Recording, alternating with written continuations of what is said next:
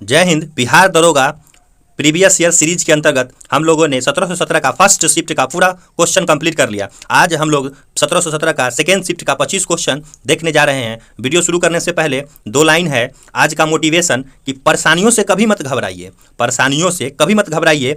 आगे बढ़ने के लिए तकलीफ का होना जरूरी है, क्योंकि छाँव आते ही इंसान के कदम रुक जाते हैं और धूप में कभी इंसान के कदम नहीं रुकते। इसी के साथ वीडियो की शुरुआत कर रहे हैं। आइए 1717 जो एग्जाम हुआ था उसका सेकेंड शिफ्ट का क्वेश्चन देखते हैं। एक नंबर क्वेश्चन है कि बिहार में पहला कांग्रेस अधिवेशन कहाँ हुआ था? तो बांकीपुर में। बिहार में पहला कांग्रेस अधिवेशन बांकीपुर में हुआ था। डिस्क्रिप्शन देखते हैं कि बिहार में कांग्रेस का पहला अधिवेशन 1912 ईस्वी में पटना के बांकीपुर में हुआ था। यह कांग्रेस का 27वां अधिवेशन था। इसके अध्यक्ष रघुनाथ नरसिंह मघोलकर, महासचिव सच्चिदानंद सिन्हा तथा स्वागत समिति के अध्यक्ष मौलाना महरूल हक थे।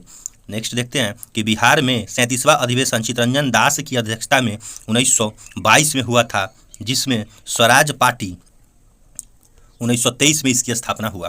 कांग्रेस की स्थापना 28 दिसंबर 1885 को बम्बई के गोकुल दास तेजपाल संस्कृत महाविद्यालय में एओ हयोम के द्वारा की गई थी, जिसके प्रथम अध्यक्ष WC बनर्जी, जिसमें 72 प्रतिनिधियों ने भाग लिया था।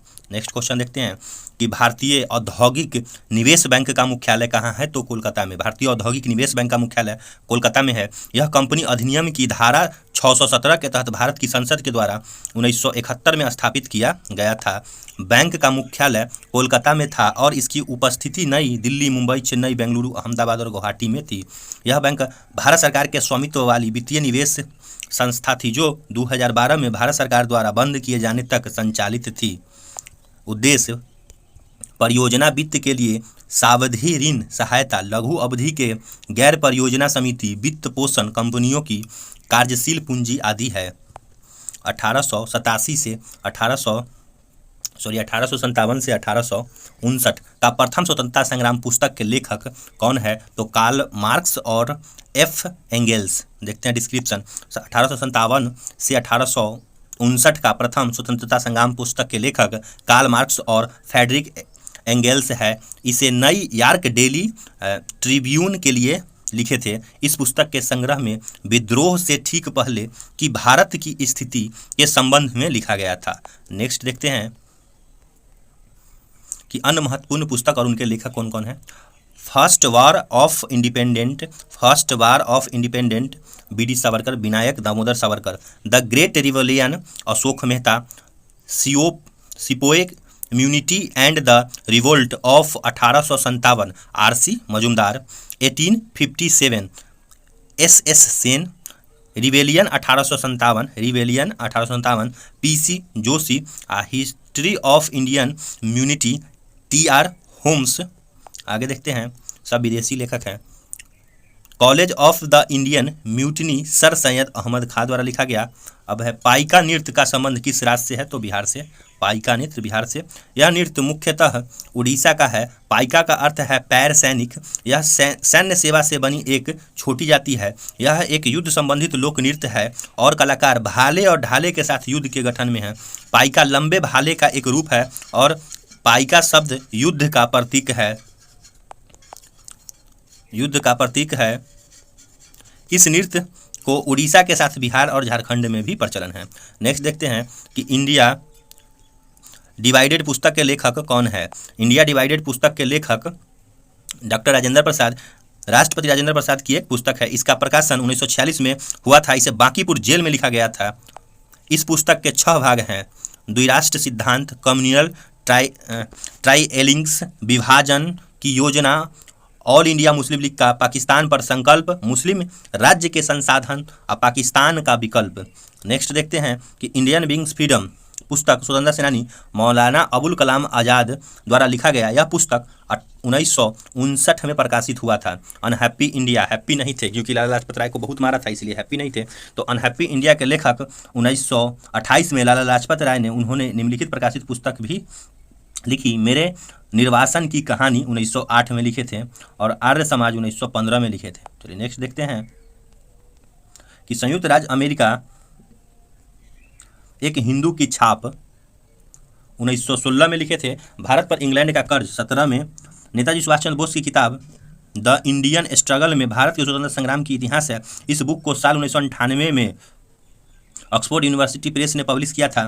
डॉक्टर राजेंद्र प्रसाद की लिखी पुस्तकें निम्न है। राजेंद्र प्रसाद का देख लेते हैं। चंपारण में महात्मा गांधी, भारत की एकता, महात्मा गांधी और बिहार, महात्मा गांधी के चरणों में, आत्मकथा, बापू के कदमों में, संस्कृत और संस्कृति, भारतीय शिक्षा, खंडित भारत, गांधी जी के दिन, साहित्य, शिक्षा और संस्कृति, असमंजस, चंपारण में सत्याग्रह। इतना राजेंद्र प्रसाद की पुस्तक लिखा हुआ है। चलिए आगे देखते हैं नेक्स्ट क्वेश्चन कि मिशन इंद्रधनुष कहाँ से आरंभ हुआ था। तो वाडनगर गुजरात से मिशन इंद्रधनुष। इस क्वेश्चन देखते हैं कि भारत सरकार के स्वास्थ्य एवं परिवार कल्याण मंत्रालय ने 25 दिसंबर 2014 को गुजरात के वाडनगर से इसकी शुरुआत की थी। उद्देश्य सरकार का लक्ष्य 2 वर्षों से कम आयु के प्रत्येक बच्चों तक स्वास्थ्य पहुंचाना और गर्भवती महिलाओं को नियमित टीकाकरण कराना है। इस टीकाकरण कार्य में शामिल किए गए 7 रोगों के खिलाफ प्रतिनिधित्व करता है। कौन कौन है? तो तपेदिक, जिसको टीबी कहते हैं, polio myelitis, hepatitis, diphtheria, pertussis, tetanus और खसरा। विश्व जनसंख्या दिवस कब मनाया जाता है? तो जनसंख्या कैसे बढ़ेगा? एक आएगा तब तक 11 जुलाई। चलिए, विश्व जनसंख्या दिवस प्रत्येक वर्ष 11 जुलाई को मनाया जाता है। उद्देश्य जनसंख्या संबंधी समस्याओं पर वैश्विक चेतना जागृत करना। और कमेंट में बताइए कि जनसंख्या में प्रथम देश कौन हो गया है। पहले चीन था और अब भी वर्तमान में कौन है? जैसे परिवार नियोजन, लिंग समानता, गरीबी, मातृ स्वास्थ्य और मानव अधिकारों का महत्व है। इसकी शुरुआत 11 जुलाई 1987 से हुई। इस तिथि तक दुनिया की आबादी 5 अरब हो गई थी। निम्नलिखित में से किसका उपयोग लेड पेंसिल बनाने में किया जाता है? तो लेड पेंसिल में ग्रेफाइट का प्रयोग किया जाता है। ग्रेफाइट का उपयोग लेड पेंसिल में किया जाता है। ग्रेफाइट कार्बन का एक अपरूप है जो काले भूरे रंग का होता है। इसे गरीबों का हीरा भी कहा जाता है। यह धातु सिंहल, कैलिफोर्निया, कोरिया, न्यूलैंड तथा इटली में पाया जाता है। यह विद्युत तथा ताप का सुचालक होता है। ग्रेफाइट का संस्करण Sp² से होता है। चलिए नेक्स्ट देखते हैं कि ग्रेफाइट का अपेक्षिक घनत्व 2.24 एवं यह 700 डिग्री सेल्सियस पर जलकर कार्बन डाइऑक्साइड बनाता है। हीरा का संस्करण Sp3 होता है। यह हीरा विद्युत का कुचालक होता है तथा इसका अपेक्षिक घनत्व 2.42 होता है। पूछा हुआ क्वेश्चन है। हाल ही में किस कंपनी को महारत्न का दर्जा दिया गया था? तो BPCL करेंट है। फिर रिपीट भी हुआ है 1717 पोस्ट पर। क्वेश्चन नंबर 27 सेम टॉपिक से, मतलब टॉपिक सेम था दोनों का। चलिए देखते हैं नेक्स्ट। भारत का कौन सा राज्य सर्वाधिक लोहा उत्पादन करता है? तो सबसे ज़्यादा लोहा कहाँ होता है? तो उड़ीसा में सबसे ज़्यादा लोहा होता है। डिस्क्रिप्शन देखते हैं कि भारत का लौह अयस्क उत्पादन में विश्व में चौथा स्थान है। उड़ीसा भारत में लौह अयस्क का सबसे बड़ा उत्पादक राज्य है। भारत में लौह अयस्क के अन्य प्रमुख उत्पादक राज्य कौन कौन है? तो झारखंड, छत्तीसगढ़, कर्नाटक, तमिलनाडु, केरल आदि। भारत अपने लोहे का अधिकांश भाग जापान तथा दूसरे स्थान पर चीन का निर्यात करता है। कर्नाटक में सबसे अधिक कॉफ़ी का उत्पादन होता है। कोयला का सबसे ज़्यादा उत्पादन छत्तीसगढ़ में होता है और छत्तीसगढ़ में बस्तर में सबसे अधिक टीन का उत्पादन होता है। संसद द्वारा पास किया हुआ विधेयक तभी एक नियम कानून बन पाता है जब उसे निम्नलिखित में से किसने पास किया हो। तो राष्ट्रपति जब तक साइन नहीं करते हैं तब तक नहीं होता है। डिस्क्रिप्शन देखते हैं कि संसद के दोनों सदनों में पारित बिल जब राष्ट्रपति के हस्ताक्षर कर देता है तो उसे कानून रूप ले लेता है। अनुच्छेद 79 के अंतर्गत संसद के 3 अंग है, लोकसभा, राज्यसभा, राष्ट्रपति। कितना में है? तो 79 में। राष्ट्रपति धन विधेयक को अनुच्छेद 110 को छोड़कर बाकी सभी विधेयक को पुनर्विचार के लिए लौटा सकता है, लेकिन धन विधेयक को नहीं लौटा सकता है। विधेयक के संबंध में राष्ट्रपति के 3 अधिकार प्राप्त है। कौन कौन है देख लेते हैं। स्वीकृति का अधिकार, स्वीकृति पुनर्विचार के लिए भेज सकता है। और पॉकेट विड्रो का प्रयोग होता है, जैसे डाक संशोधन विधेयक 1986 में, मतलब जेबी में रख लेते हैं, उसको पॉकेट विड्रो कहते हैं। उस पर कोई न हो चाहे न कुछ नहीं बोलते हैं, जेबी में रख के रख लेते हैं। निम्नलिखित में से कौन सा राष्ट्रीय उद्यान एशिया शेरों के लिए प्रसिद्ध है? कौन सा राष्ट्रीय उद्यान एशियाई शेरों के लिए प्रसिद्ध है? डिस्क्रिप्शन देखते हैं कि गिर राष्ट्रीय उद्यान भारत के गुजरात राज्य में स्थित राष्ट्रीय उद्यान एक वन्य प्राणी अभ्यारण्य है जो एशियाई सिंहों के लिए एकमात्र निवास स्थान होने के कारण जाना जाता है। उद्देश्य है विश्व में सिंहों की कमी हो रही संख्या की समस्या से निपटने के लिए एशियाई सिंहों को संरक्षण हेतु इसे 1969 में वन्यजीव अभ्यारण्य घोषित किया गया। एशियाई सिंह का वैज्ञानिक नाम है पेंथेरा लियोपेरिस्का। आगे देखते हैं कि जिम कॉर्बेट का नया नाम रामगंगा नेशनल पार्क हो जाएगा और इसका कहाँ है? तो उत्तराखंड में स्थापना 1936 में। सबसे पुराना उद्यान है, प्रसिद्ध बंगाल बाघ के लिए एवं तेंदुआ के लिए है। साइलेंट वैली राष्ट्रीय उद्यान कहाँ है? तो केरल में स्थापना हुआ था 26 दिसंबर 1980 को। अवस्थिति पालक्काड जिला, केरल, भारत में प्रसिद्धि है इसमें। इसमें क्या है तो हाथी पाया जाता है। इसमें क्या तो हाथी, बाघ, सांभर, चीता, जंगली पशु, सर्वाधिक विविधता पाई जाती है इसी में। अब वाल्मीकि राष्ट्रीय उद्यान पश्चिम चंपारण, बहुत इंपॉर्टेंट क्वेश्चन है, बिहार में स्थित है, जो प्रसिद्ध है बाघ के लिए, सलाथ बियर के लिए, चीते के लिए, अजगर के लिए, भालू के लिए। नेक्स्ट क्वेश्चन देखते हैं कि साइनोबैक्टीरिया एक परितंत्र में महत्वपूर्ण भूमिका अदा करते हैं क्योंकि वे क्या है, क्योंकि वे वायुमंडलीय नाइट्रोजन का स्थिरीकरण करते हैं। देखते हैं डिस्क्रिप्शन। साइनोबैक्टीरिया एक परितंत्र में महत्वपूर्ण भूमिका अदा करते हैं क्योंकि वे वायुमंडलीय नाइट्रोजन को स्थिरीकरण करते हैं। साइनोबैक्टीरिया, जिसको हम नीलहरित शैवाल कहते हैं, एक प्रकार के एक कोशिकीय जीवाणु है जो सूर्य प्रकाश के संश्लेषण से अपने लिए ऊर्जा उत्पादन करती है। यह वायुमंडलीय नाइट्रोजन यौगीकरण को धान के फसल, जो धान का जो फसल हम रोपते हैं, को आंशिक मात्रा में नाइट्रोजन की पूर्ति करता है। यह रासायनिक उर्वरक का सस्ता और सुलभ विकल्प है। निम्नलिखित सुमेलित वाला है, कूट वाला है। डायरेक्ट इसका आंसर देखते हैं।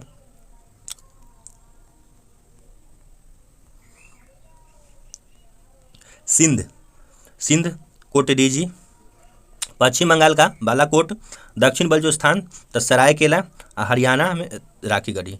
सब कहाँ है वही, कोटडीजी है सिंध में, बालाकोट है पश्चिम बंगाल में, सरायकेला है दक्षिण बलूचिस्तान में, राखीगढ़ी है हरियाणा में। नेक्स्ट क्वेश्चन देखते हैं कि जून 2017 में वेनिस इटली में हुए विश्व सुंदरी काया स्वस्थ मतलब बॉडी बिल्डिंग चैंपियन का खिताब जीतने वाली पहली भारतीय महिला कौन है? उस समय का करंट है, ज़्यादा इंपॉर्टेंट नहीं लेकिन देख लेते हैं। भूमिका शर्मा। 21 वर्षीय देहरादून की भूमिका Sharma body building miss world प्रतियोगिता जीतने वाली भारत की प्रथम महिला बन गई है। यह प्रतियोगिता 2017 में वेनिस इटली में आयोजित की गई थी। मिताली राज भारतीय महिला क्रिकेटर, टेस्ट व वनडे क्रिकेट टीम के कैप्टन है। अवार्ड है अर्जुन, पद्मश्री, खेल रत्न, तीनों मिल चुका है। उसके बाद है साइखोम मीराबाई चानू, मणिपुर की निवासी भारतीय भारोत्तोलन की खिलाड़ी है। भारत के लिए भारोत्तोलन में रजत पदक जीतने वाली प्रथम महिला ओलंपिक में है। सम्मान है पद्मश्री मिल गया है, राजीव गांधी मिल गया है, खेल रत्न मिल गया। चलिए नेक्स्ट देखते हैं कि सामाजिक वानिकी किससे संबंधित है। सामाजिक वानिकी किससे संबंधित है तो खाली जमीन पर ईंधन, चारे के लिए तथा पर्यावरण हितों के लिए पादप लगाना, पेड़ पौधा लगाना। देखते हैं इसका डिस्क्रिप्शन कि खाली जमीनों पर ईंधन, चारे के लिए तथा पर्यावरण हित के लिए पादप लगाना। भारत में प्रथम वन कानून 1927 में आया। उद्देश्य था पर्यावरणीय, सामाजिक व ग्रामीण विकास के उद्देश्य से वनों का रोपण, संरक्षण, प्रबंधन, उत्सर भूमि पर वृक्षारोपण करना। इसका प्रयोग पहली बार 1976 में राष्ट्रीय कृषि आयोग द्वारा किया गया। बाद में इसे 5वीं पंचवर्षीय योजना में लागू किया गया। भारतीय संविधान के अंतर्गत निम्नलिखित में से कौन सा एक भारतीय का मूल अधिकार नहीं है तो अपना शिक्षण संस्था बनाने का पर प्रतिबंध ही नहीं है। मूल अधिकार सब प्रतिबंध नहीं है मतलब बना सकता। अपना शिक्षण संस्थान बनाने पर प्रतिबंध ये मूल अधिकार में नहीं है, बना सकते हैं। भारतीय संविधान में मौलिक अधिकार अमेरिका से लिया गया है जो संविधान के भाग 3 अनुच्छेद 12 से 35 तक है। वर्तमान में संविधान के 6 मूल अधिकार है जो निम्न है। कौन कौन है तो समानता का अधिकार 14 से 18, स्वतंत्रता का अधिकार 19 से 22, शोषण के विरुद्ध अधिकार 23 से 24, धार्मिक स्वतंत्रता का अधिकार 25 से 28, संस्कृति व शिक्षा का अधिकार 19 से 30, संवैधानिक उपचारों का अधिकार अनुच्छेद 32। नेक्स्ट देखते हैं कि 44वें संविधान संशोधन 1978 के संपत्ति के अधिकार को विधिक अधिकार के रूप में प्रदान किया गया तथा इसे अनुच्छेद 300 के क में या 300 के ए में जोड़ा गया। कानून के समक्ष समानता अनुच्छेद 14 में है और धर्म की स्वतंत्रता 25 में है। भाषण देने की स्वतंत्रता अनुच्छेद 19 में है। चलिए आगे देखते हैं। मानव शरीर में पित्त रस का क्या कार्य है? जो पित्त है, बाइल जूस है, उसका क्या कार्य है तो वसा के पाचन के लिए वाष्पीकरण और वसा में विलय होने वाले विटामिनों का अवशोषण करता है। देखते हैं डिस्क्रिप्शन। मानव शरीर में पित्त रस का कार्य वसा के पाचन के लिए वाष्पीकरण, वसा में विलय होने वाले विटामिनों का अवशोषण करना है। पित्त रस एक तरल पदार्थ है, पादप द्रव्य के रूप में जाना जाता है। इसे यकृत द्वारा बनाया जाता है। यह पित्त आंत में उपस्थित एंजाइमों की क्रिया के तीव्र कर देता है। पित्त का pH मान 7.7 होता है। प्रमुख कार्य पाचन से लेकर अवशोषण, उत्सर्जन और हार्मोन उपचयन में है। चलिए नेक्स्ट देख रहे हैं कि पित्ताशय नाशपाती के आकार की एक थैली है। निम्नलिखित में से बेमेल को चुनिए। तो बेमेल है नीलगिरी पहाड़ी केरल में, ये बेमेल है। बाद बाकी कौन कौन है सही देख लेते हैं। गोरीचंद शिखर अरुणाचल प्रदेश में, नंदा देवी उत्तराखंड में और खारदुंगला दर्रा लद्दाख में। डिस्क्रिप्शन देखते हैं कि नीलगिरी की पहाड़ी तमिलनाडु में है। नीलगिरी एक ब्लॉक पर्वत है। इसकी सबसे ऊंची चोटी दोद्दा बेटा 2637 मीटर और नीलगिरी पहाड़ी पूर्वी घाट तथा पश्चिम घाट का मिलन स्थल है। बहुत बार पूछा हुआ क्वेश्चन है। तो नेक्स्ट है एक परितंत्र में अपघटक कौन होता है? अपघटक कवक और जीवाणु होता है। एक परितंत्र में अपघटक कवक और जीवाणु होते हैं। अपघटक वैसे सूक्ष्मजीव जो मृत पौधे और जानवरों के शरीर को सरल पदार्थों में परिवर्तित कर देते हैं, अपघटक कहलाते हैं। कार्य मृत पदार्थों के ह्यूमस में परिवर्तन करता है और वनों में वृद्धि करके पादपों को पोषण तत्व उपलब्ध कराता है। परितंत्र शब्द के 2 घटक का बना होता है, जैविक घटक उत्पादक उपभोक्ता अपघटक, अजैविक घटक प्रकाश तापमान आर्द्रता जल अक्षांश इत्यादि। नेक्स्ट है मेधा ट्रॉपिक्स उपग्रह संयुक्त अभियान है, इसका तो भारत और फ्रांस का। मेधा ट्रॉपिक्स उपग्रह संयुक्त अभियान भारत और फ्रांस का है। यह जलवायु परिवर्तन में उष्णकटिबंधीय वातावरण में जल चक्र का अध्ययन करने के लिए एक उपग्रह मिशन है। यह भारतीय अंतरिक्ष अनुसंधान संगठन इसरो और फ्रांस की अंतरिक्ष अनुसंधान सीनेट के बीच एक सहयोगात्मक प्रयास है। मेघा टॉपिक्स सफलतापूर्वक अक्टूबर 2011 में PSLV रॉकेट द्वारा कक्षा में तैनात किया जा चुका है। प्रक्षेपण तिथि 12 अक्टूबर 2011। रॉकेट CAC-18 प्रक्षेपण स्थल सतीश धवन अंतरिक्ष केंद्र। मिशन अवधि 3 वर्ष योजना। नेशनल रिमोट सेंसिंग एजेंसी कहाँ पर स्थित है? तो हैदराबाद में। भारतीय दूर संवेदी केंद्र इसरो का एक प्रमुख केंद्र है जो हैदराबाद में स्थित है। कार्य उपग्रह द्वारा किए गए चित्रों के उपयोगकर्ताओं एवं जनसामान्य तक पहुंचाने का कार्य करता है। महत्वपूर्ण योगदान नगरीय योजना, कृषि खनन और परिस्थापिति में समुद्री चेतावनी का अलर्ट देना है। इसरो का मुख्य नियंत्रक सुविधा केंद्र हासन कर्नाटक राज्य में है। इसरो का मुख्यालय बेंगलुरु में है। चलिए 23 नंबर क्वेश्चन देखते हैं कि निम्नलिखित में से कौन सा आनुवांशिक है? तो जीन है। जीन एक आनुवांशिकी है। आनुवांशिकी का सिद्धांत ग्रेगर जॉन मेंडल ने दिया था। प्रत्येक सजीव प्राणी का निर्माण मूल रूप से कोशिका के द्वारा होता है और इसे कोशिका में गुणसूत्र क्रोमोसोम पाए जाते हैं।